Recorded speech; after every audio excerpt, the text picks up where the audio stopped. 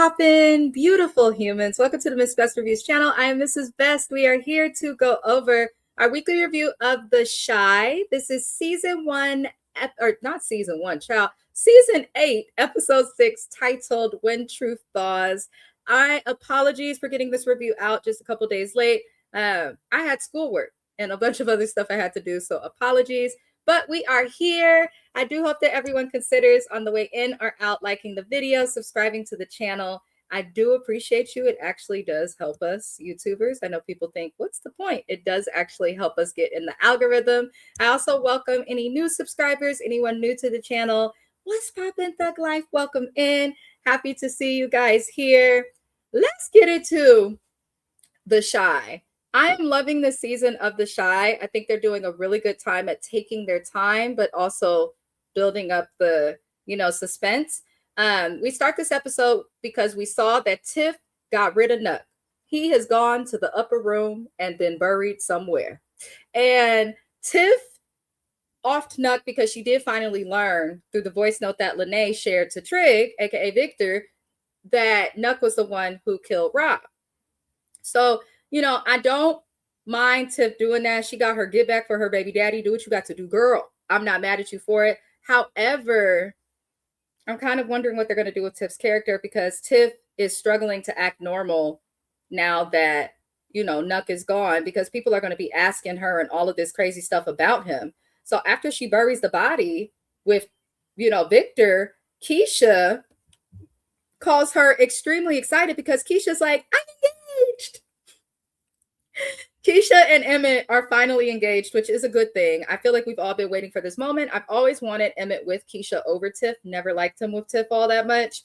And Keisha's concerned because, at the time that she's calling about all of this, a week has gone by and she has not heard from Nuck.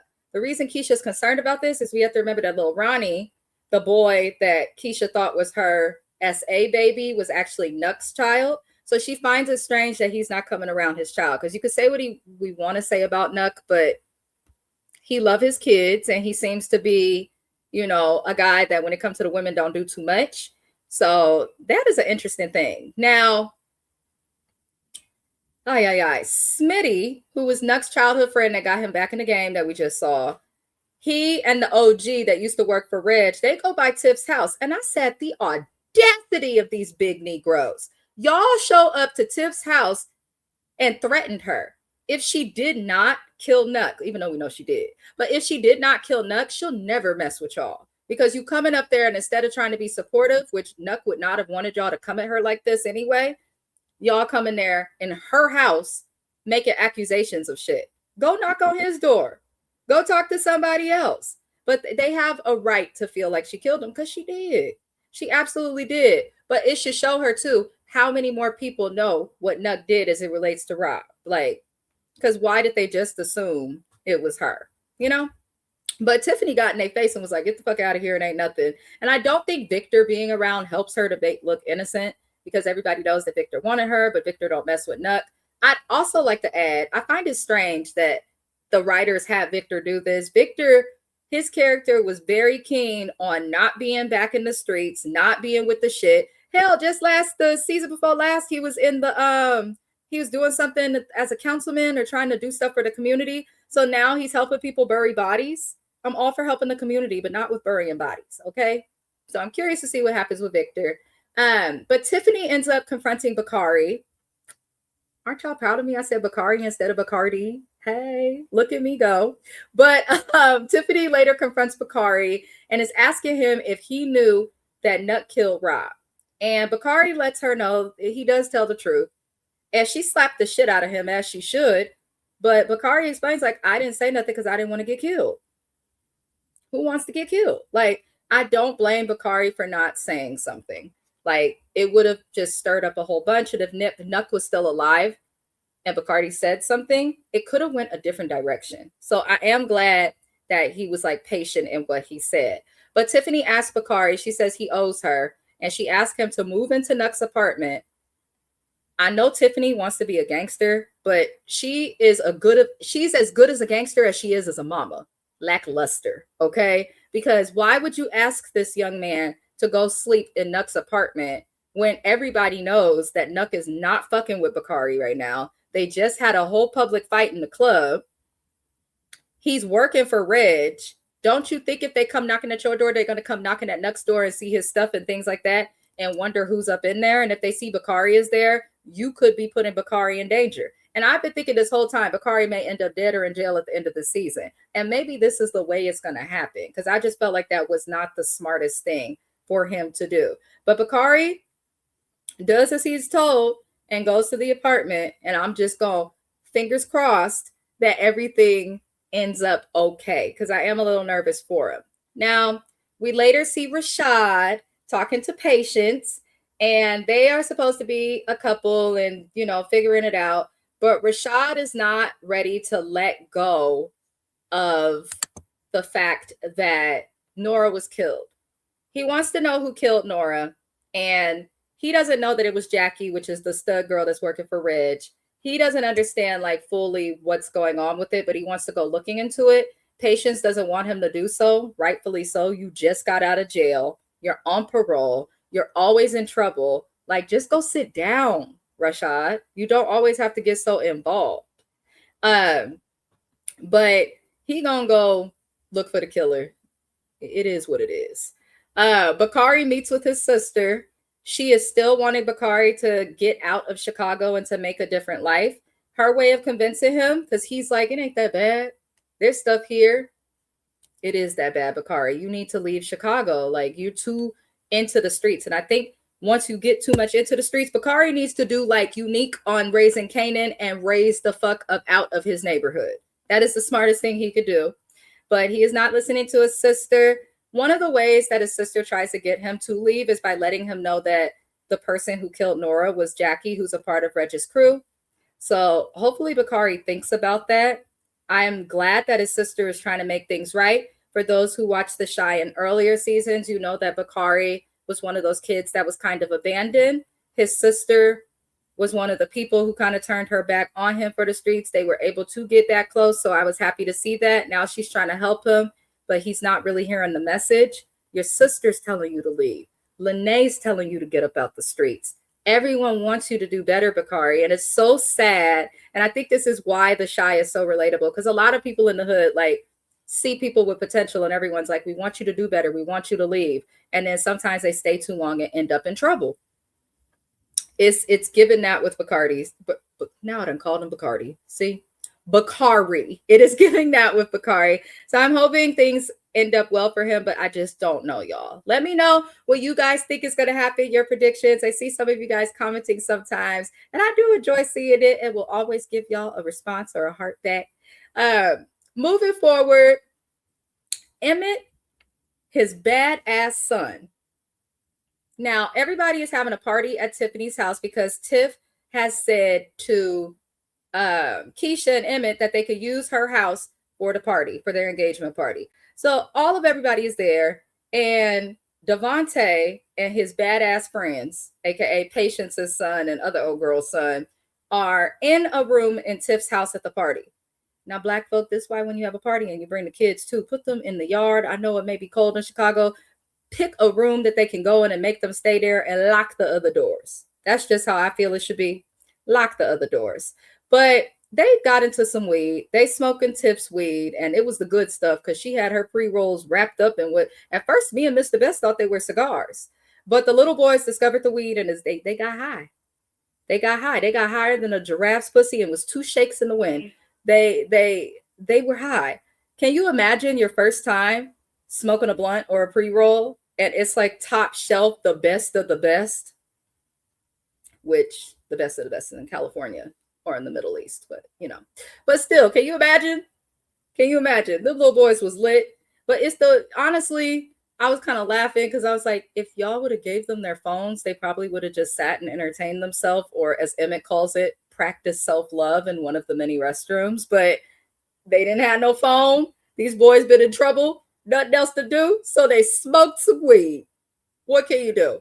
Honestly, thank God it was only weed that was in the house, because I think of that show Shameless. It's another show that's based in Chicago, but it's more of like a trailer park white trash type of version of it. And a little boy got into some drugs on that show. So I was just glad that it was something that wasn't so intense. But I'm like, they did get caught. They got sent home. What else can they do? They hide. To even try and discipline your kids while they're high, to me, is funny because they just go, okay. You know, you get high, you get the fuckets. They don't care. They'll deal with it when they're sober. I was like, Emmett's son getting caught into the weed. I cannot. I cannot. What do y'all think they're gonna do with Devontae? Like, what do we think is gonna happen with Devontae's character? Like, is it gonna end up good? Is he just going through the growing pains that all kids go through? Like, what do we think is gonna happen with him? But Tiff, maybe that's why your kid is with your mama, because look, Emmett's kid was left alone in your house and he found some weed. Lord help us. Lene tells Kenya that she is nervous about Nuck not being around after sharing the voice memo. And she does have a right to be nervous. I think that Victor kind of jumped the gun with that. It's all going to come back to Lene, and anything that comes back to Lene comes back to Bakari, or it's all going to come back to Bakari, and then that's going to come on Lene. But I don't know. I'm concerned for Lene. Like, she be having street smarts, but you could tell that she'd be struggling with it too. And this is why you got to be careful who you date as a young woman. You date a boy with the shit in the streets, and now you answer him for shit and having to keep stuff secret, worried about him. Like, I get it. Some good people make bad choices, but you got to choose yourself. To the young women that may be watching this, please, because it is not worth it. Just look at Lene. Do you really want the headache? Now, Rashad meets with Bakari's sister because Rashad is not listening to Patience. He said, we ain't going to this party. I don't care about our relationship. I need to get to the bottom of this bitch who snitched on me. And Bakari's sister tells her, go talk to Reg. So Rashad goes and he talks to Reg. And he didn't just talk to Reg. He walked in Reg's house unannounced and pulled a gun on him. And Reg, for the first time, didn't have hella bitches around. He didn't have a bitch in the hot tub sucking his dick like he's on Spartacus and one that's just rubbing his hair. And he didn't have that. He was sitting alone, looked like on his phone or watching TV, having a regular moment. And he got a gun coming at his face because the whole neighborhood views you as a menace. It used to be, I remember seasons like 1. Yeah, I believe it was season 1, some of season 2, because Reg got killed off pretty soon after old dude Jason or whatever, Coogie's brother, had that situation with the girl from season 1 and he had to leave. But Reg, he used to be somebody who, like, he was caring for Jake. He did do stuff. So he does have, like, underneath that exterior, there's some type of heart with Reg. Now, last week, I was talking about, shout out to the Shy group on Facebook or any of the fan groups that are out there, because people were like, this nigga Reg was crying because Jake said that Bakari's more his brother than he is. Reginald, what did you expect, my darling? You beat your brother's ass, threatened to kill him, threatened to kill his friends, refused to give him a place to live, came at your other brother, and you're making war. What did that guy on Outlast say? You're bringing wartime tactics to the streets, okay?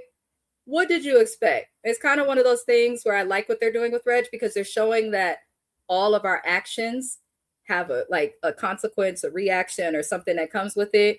And, you know, Rashad asked him who killed Nora, and Reg was like, how about this? I'll let you know who did it if you help me get back cool with my brothers. I said, I know you fucking lying. Really, Reg? I'm happy. Like, I don't know how to feel about it because I'm happy because I do want him to find his brothers and, like, find a way for all 3 of them to, like, be cool or close. Like, that would be cool to watch for me. But then it's also highly unrealistic. Rashad is like, nigga, I can't help you fix your relationship that you fucked up. And Reg is like, I just want to talk to them. Just help me talk to them. That's it. I said, the nigga is lonely. He's lonely. Reg, you tugged at my little heartstrings just for a second because it showed that people put on an exterior because that's what they think they have to do to survive. But deep down, humans are humans. Everybody wants their family, you know? And Reg was like, I don't care about that bitch. Like, that's my blood. He wants to have somebody in his family that he's cool with. So I was happy to see that Reg is prioritizing his family. It's just concerning that you're using information on a hit you put out as a way to get close with your brothers. Because if your brothers find out that you had something to do with it, they're going to have a problem with you, nigga. And then you tell Rashad that it was Rosalind Perry, aka Otis, who made the call and ordered the hit. And I'm just thinking, Rashad, I'm glad that Reg told you. Wish you the best, Reg, with your brothers. However, comma, you doing a lot for a bitch that lied on you and was willing to let you rot in the jail for something you did not do. Shout out to Mr. Oh So Best, because he kept saying that watching it with me. He doing a lot for a bitch that snitched on him. Like, this is a lot. But it looks like Rashad is aware of who offed and called the hit for Nora. And I don't think Rashad's going to let that go. He seemed like the type of guy that will move on from the street life until he sees somebody has been wrongfully done or killed. Now, Tiffany, the last scene we see is Tiff telling Keisha that she owes her. And Keisha's like, why do you owe me? And she almost slipped up and told her, probably because I killed your baby daddy, bitch. But, you know, Tiff has offered to pay for Emmett and Keisha's wedding because Keisha, it sounds like she do want a wedding, but she wants to be smart. That's me. I don't want to marry you if it's going to put us in debt. We could just go to the courthouse and do it quick and figure it out later. It could just be us. But Tiff has offered to pay for their wedding because she feels guilty. And my husband made a very good point. Shout out Mr. Oh So Best.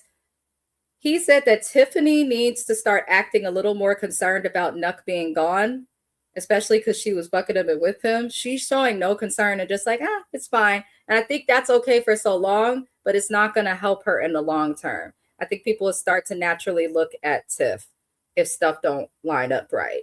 And the episode ends. I have so many questions. I could tell that we're going to get a lot of like bridge episodes setting us up for like the main plot and the shit that's going to go down. But what is Keisha going to do when she finds out that Tiff is the one who killed Nuck? Because Keisha, she be so into her morals sometimes that she's willing to, I don't care. Like telling Devontae, well, you tell him no. And then he came and got beat up and had to bring a gun to school. Like Keisha sometimes don't be paying attention to all of it, wanting to do the right thing. But I'm curious how that will impact her and Tiff and their relationship because they've come far. But that was really it, you guys, that happened on this week's episode of The Shy. I'm so sorry I got the review out to y'all late. I will definitely do better next week. Love and light to everybody. I hope y'all consider liking the video. Also check out my Raising Kanan review. I'm also doing $1 Million Nannies. There's a couple of different shows that I'm covering. But other than that, love and light to everybody. I hope y'all enjoyed this video. I hope you consider liking the video on your way in or out. Thank you. And I will see you on the next review. Adios.